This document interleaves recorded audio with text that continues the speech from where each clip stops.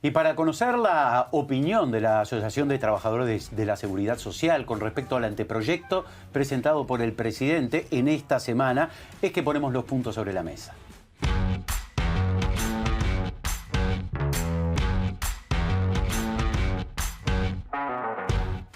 Y ya estamos recibiendo a Karina Sosa, integrante de la directiva de la Asociación de Trabajadores de la Seguridad Social. Karina, bienvenida, un gusto. Muchas gracias, buenos días, un gusto también para mí.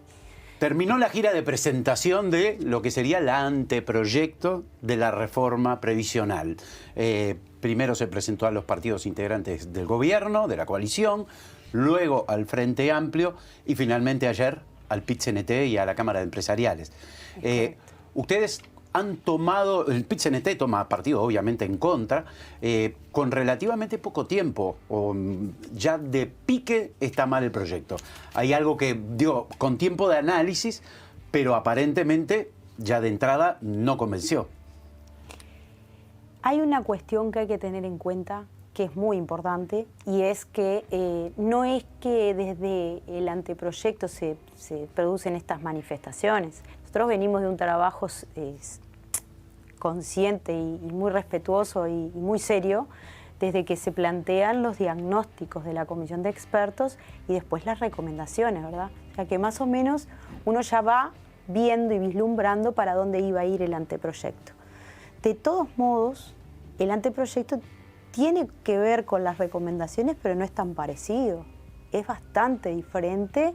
Si uno lo compara y hace un paralelismo entre uno y otro, se da cuenta que realmente estuvieron trabajando, pareciera que de forma paralela a la creación del diagnóstico, las recomendaciones y finalmente el anteproyecto, como en el mismo tiempo, ¿verdad? Karina, perdón, sondeando. Una profundización. Cuando hablamos de una comisión de asesores, ¿es quién la forma, a quién de alguna manera responde? ¿Quiénes fueron los que hicieron estas recomendaciones? Bueno, la ley de urgente consideración crea la comisión de expertos con Rodolfo Saldain como presidente de la misma. Corredactor de la ley anterior, entre el año 95, 39 del 95, se promulga la ley 6713. ¿Cómo lo ve el PIT-CNT a esto? Lo podría ver como un fracaso, porque es verdad que íbamos a tener 2 jubilaciones, sí, es cierto. Ahora, ¿cuál fue el resultado de introducir el lucro en la seguridad social? ¿Tenemos mejores ingresos? No. ¿Qué quiere decir introducir el lucro o ver esto a la jubilación como un gasto y no como, por ejemplo, un derecho? Bueno, primero decir que la jubilación es un derecho. La seguridad social toda es un derecho humano fundamental y esto no es una reforma de seguridad social, es una reforma de jubilaciones y pensiones.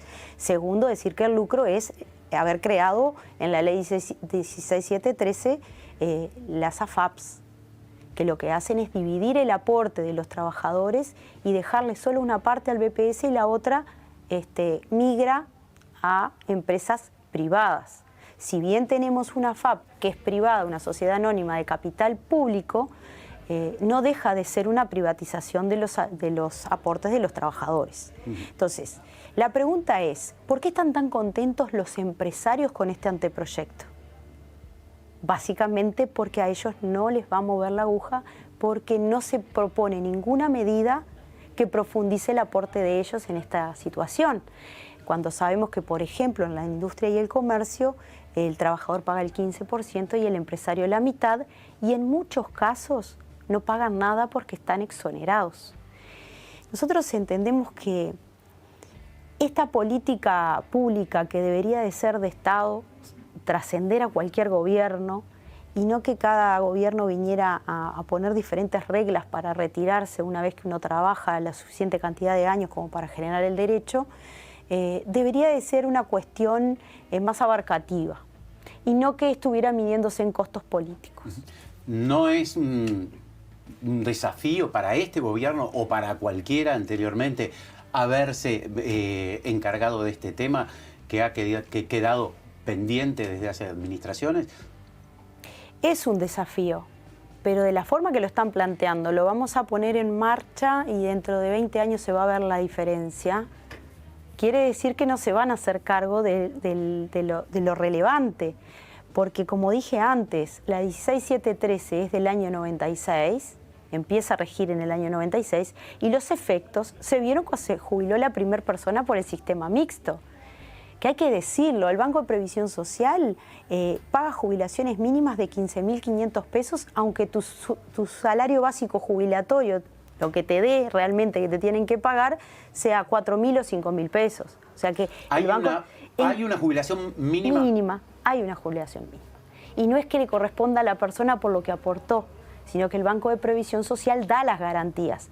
En el caso de la SAFAP, no solamente no da las garantías, sino que genera todas las incertidumbres posibles, porque la persona hasta que no se va a retirar no sabe con cuánto va a contar. ¿Y por qué pensás que la gente va a optar por siempre y cuando sea opcional? ¿Puede optar la gente por la FAP o no por la FAP? No, la gente no puede optar. En este caso no va a poder. Ya no podía. Antes podía porque tenía que tener un requisito de ganar hasta 71.726 pesos. Podía no estar afiliada, ¿verdad? Ahora no. Ahora entra directamente a la FAP. Y hay un problema peor. Hay casos particulares de gente que está obligada a estar en una FAP, mi caso es uno de ellos, y yo tenía la opción del artículo 8, que lo que hace es dividir el dinero de ese piso base, el 15% de ese dinero va la mitad para la FAP, la mitad para el BPS. Esa es una causal de déficit, de lo que ellos le llaman el déficit. Ahora cambiaron el relato y se fueron a los puntos del PBI como para la mantención del gasto, ¿verdad? Pero bueno, eso lo podemos ver en una segunda instancia. Deshice, revoqué esa decisión porque no estaba de acuerdo en dividir mis aportes. Yo quería que todo el dinero fuera para el Banco de Previsión Social, que es el organismo que le garantiza a la gente sus derechos. Y ahora, con el anteproyecto de la forma que está redactado, los nuevos trabajadores ingresan obligados. Y los que estamos en el anteproyecto lo que dice es: facúltase al Poder Ejecutivo a ingresar a los trabajadores como yo o a aquellos que estén en el régimen de transición. Que superan los 71.000 pesos. Exactamente. Entonces, ¿yo no estoy vulnerada en un derecho cuando acabo de hacer una revocación porque por ley me corresponde? Entiendo que sí porque yo quiero aportar a la empresa pública para la que trabajo. Y hay que decir otra cosa. Todo mi respaldo y todo mi apoyo a la Asesoría General de Seguridad Social del Banco de Previsión Social. Es una oficina compuesta por técnicos y profesionales con una trayectoria intachable. No corresponde de parte del presidente de la República cargar las tintas sobre esa parte del BPS que ha hecho un trabajo impecable y con toda responsabilidad durante más de 30 años, que son profesionales de ley, que han trabajado con todos los gobiernos y que sus proyecciones son tan serios y tan éticos como su procedimiento dentro del organismo. No está bien culpar a otros por no poder cumplir con promesas que se hacen en campaña electoral.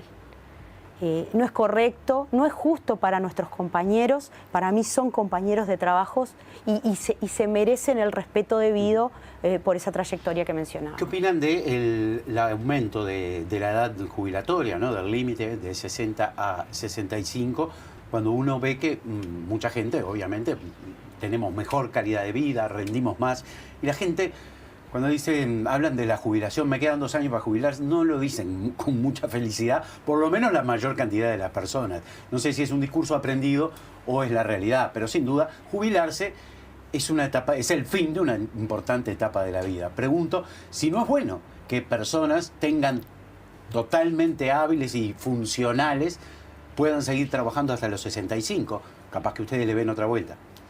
Nosotros lo que vemos es que la persona tiene derecho a elegir, hasta ahora. Ahora, si se le impone que tiene que quedarse, no sé si lo vería con buenos ojos. Hasta ahora tiene, perdóname, ¿no? Ahora tiene a 60. ¿Y qué quiere decir derecho a elegir? ¿Entre qué puedo elegir? Se puede 60 ir o se puede quedar. Seguir trabajando. De hecho, el promedio de retiro es de 63 años. Nadie se va a los 60 por lo general. Generalmente. Generalmente. Entonces... ¿Y ahora cómo sería que no puede elegir? Y porque se le aumentaría a 65 la edad de retiro. Claro, pero si se aumenta a 65, la gente... ¿Es 65 el límite o 65 y puedo seguir? Es 65 y puedo seguir. O sea que también puedo seguir eligiendo. Puedo seguir eligiendo a partir de 65. Sí, pero claro. vamos a usar un ejemplo que usó el presidente de la comisión de expertos cuando presentó el anteproyecto. Saldaña, sí. Bueno, él dijo, una persona que hoy esté ganando 20.000 pesos, imagínese usted una persona con un sueldo de 20.000 pesos, ¿verdad? Está difícil para sobrevivir con eso. Se va a jubilar con 20.000 pesos, aunque no le corresponda. Y eso es solidaridad. Entonces yo pensaba, bueno, sí, se va a jubilar con 20.000 pesos. Esa persona hoy se jubilaría con 15.500 más lo que le toque por la FAP, ¿verdad? Si se jubila con 15.500 más lo que le toque por la FAP a los 60, cuando tenga 65 con los aumentos sucesivos, ¿no estaría cobrando 20.000 pesos igual? No sé. Sí, porque uno tiene que hacer los cálculos, más o menos, suponga el peor de los escenarios, un 6% de aumento. Llega a los 20.000 pesos en 5 años. Y sin embargo, trabajó 5 años más, aportó 5 años más y estuvo 5 años menos descansando en su casa. O sea, ¿cuál es el beneficio? ¿Dónde está el ahorro ahí? Porque acá el concepto de hacer estos cambios es mantener el gasto del PBI en un límite que imaginan deseable. Ahora, vamos a ponerlos en términos prácticos. ¿La seguridad social tiene que tener un valor o es una inversión? No hay seguridad social si no hay una buena política de empleo. Y el problema que hoy tiene el país es de generación de empleo. Lamentablemente es así. Karina, para ir cerrando, en todas las elecciones hay un plebiscito. Siempre. Sí. Si uno mira para atrás, toda la elección hubo un plebiscito. ¿Es posible que esto se lleve a plebiscitar o alguna otra forma de votación y de elección popular? Y bueno, la única manera de eliminar las AFAP es modificando la Constitución de la República, porque es una ley que es privativa del Poder Ejecutivo y por referéndum no se puede derogar, ¿verdad? Sería una muy buena señal del sistema político que entendiera que el BPS da todas las garantías. Yo escuchaba recién a la vicepresidenta hablar del banco de leche y recordaba una bipartita política que tuvimos con la administración hace 2 o 3 semanas y hablaban de que era muy caro sostener el banco de leche que tiene el Banco de Previsión Social. Yo pregunto si la población sabe todas las prestaciones que BPS le brinda a la población y que no está contabilizada dentro de lo que se habla ahora de la reforma, ¿verdad? Porque el BPS es un gran paraguas de protección social a nivel de todas las edades, y también se hablaba del MIDES, de aquellos niños que no están concurriendo a la escuela, que por eso se cortaría el beneficio de la FAMP.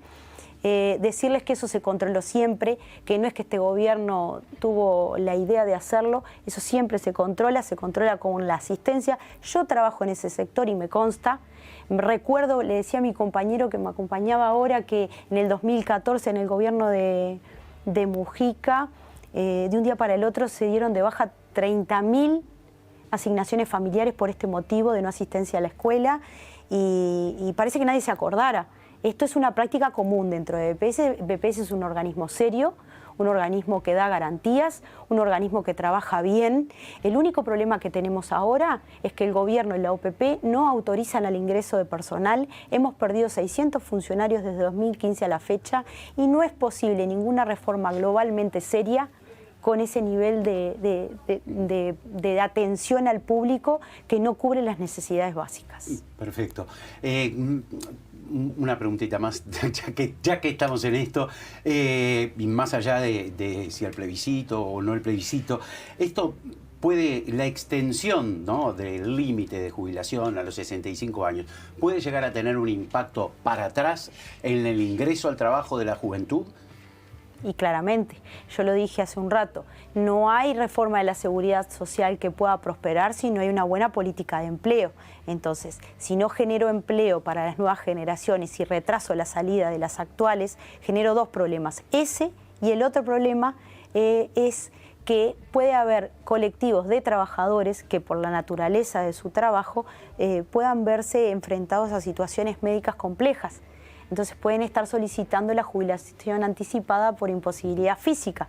Entonces generaría dos problemas: el ingreso de las nuevas generaciones y el retiro de las actuales por imposibilidad física, que ese también es un derecho que se estaría viendo vulnerado si cambiara la forma de cálculo, que hoy es del 65% sobre el salario básico jubilatorio calculado. Y teniendo en cuenta la gran cantidad de personas que aportan a la Caja de Industria y Comercio, ¿no?, que creo es la de mayor volumen de aportes, la posibilidad de que estas personas, de cualquier caja, se jubilen, pero puedan seguir trabajando de otra cosa, porque de repente en Industria y Comercio vos te jubilás, y si sabés hacer eso, vender, comerciar, digo, no, por ahí no podés hacer en industrial o meterte en otra caja. ¿Lo ves viable esta posibilidad de ampliar las posibilidades luego de la jubilación? Depende. Si le estoy quitando la posibilidad a otro de tener ese trabajo, le estoy quitando el puesto de trabajo a una persona que lo necesita y no tiene ningún otro ingreso, ¿sería porque la jubilación no me está alcanzando o porque yo quiero seguir trabajando? Hay que evaluarlo, porque una cosa es trabajar por gusto y porque me siento en condiciones de seguir haciéndolo, y otra cosa muy diferente es tener que trabajar por obligación porque no me alcanza el dinero. Son cosas distintas, son visiones diferentes. Acá la política pública tiene que ser trabajo, aporto, pero si quiero seguir trabajando y quiero seguir aportando, está bien. Ahora, hay que manejar ciertos niveles profesionales, hacerlo mediante sociólogos y estudios serios, y llevar adelante una política de empleo sostenible. Eso hace a una buena política pública que quiere realmente ayudar a toda la población. Bien. Karina, muchísimas gracias por estar aquí con nosotros. A ustedes. Placer. Igual.